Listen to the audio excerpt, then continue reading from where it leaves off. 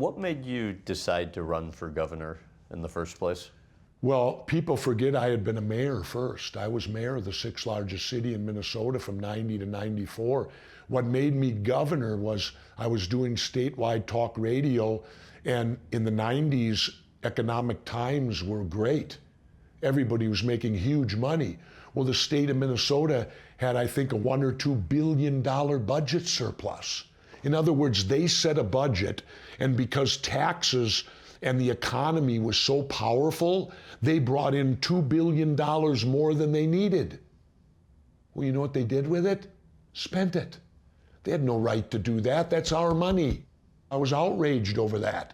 So I said, maybe I ought to run for governor. Oh my God, it took off like wildfire, and then I was caught. I had to do it. Why do you think you were able to win, given how much less money you spent campaigning compared to the other candidates? Because I was allowed to debate. They made a fatal error. You notice they haven't allowed anybody since. No third party's been allowed to debate since I won.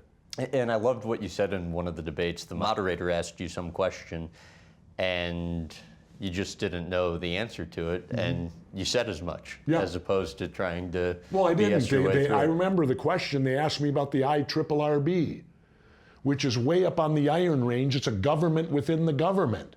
Well, nobody down here in the city is going to know what the hell the IRRB is. I didn't know what. I says, I don't even know what it is.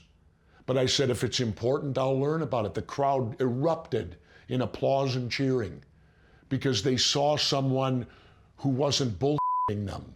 They saw someone who got up. Did you know I never used a prepared speech my entire run for governor? I didn't have speech writers. I didn't have what do they call it, spin doctors. We didn't even do polling. We didn't bother. We didn't have the money to do any of that.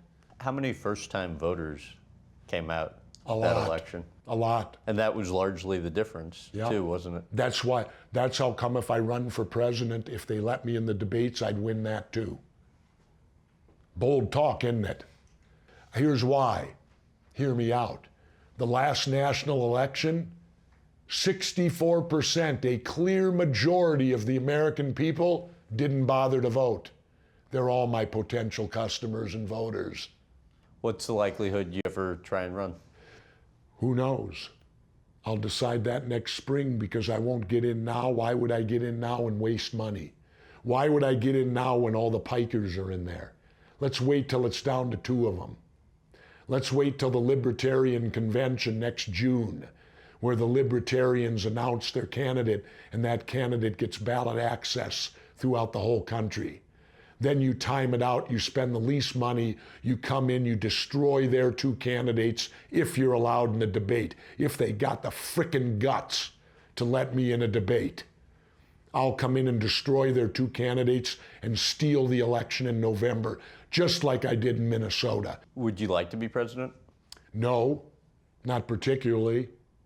But in the back of my mind, there's always that patriotic voice saying to me, if not you, then who? Who's going to restore America? Who's going to take on the 2-party dictatorship and beat them? Who can do that? Well, I've done it twice. Haven't lost yet. So after Why do you think I'm a scary guy to them? Why do you think you're? Because I've never lost to them. You notice I include them as them. I don't distinguish between the 2 parties because there is no difference.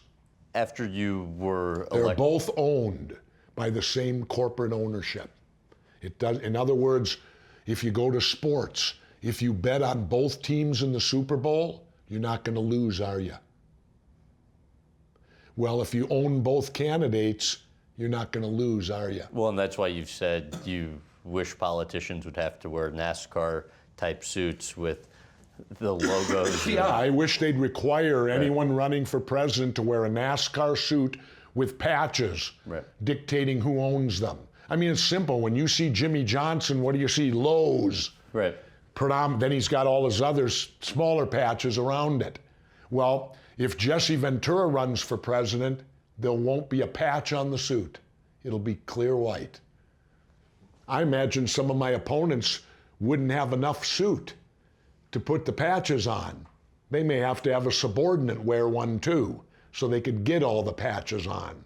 How much do you fault the candidates for that, and how much do you fault just the system today? I fault the Democrats and Republicans and the system they've created. You notice I don't even discuss the candidates. Didn't do that when I went for governor either. I run against the parties because the candidates are nothing but puppets to the party. The party's got the strings. They're the puppets. That's what you got. There's no strings over Jesse Ventura. No puppet master on me. For more clips from this interview, visit GrahamBensinger.com.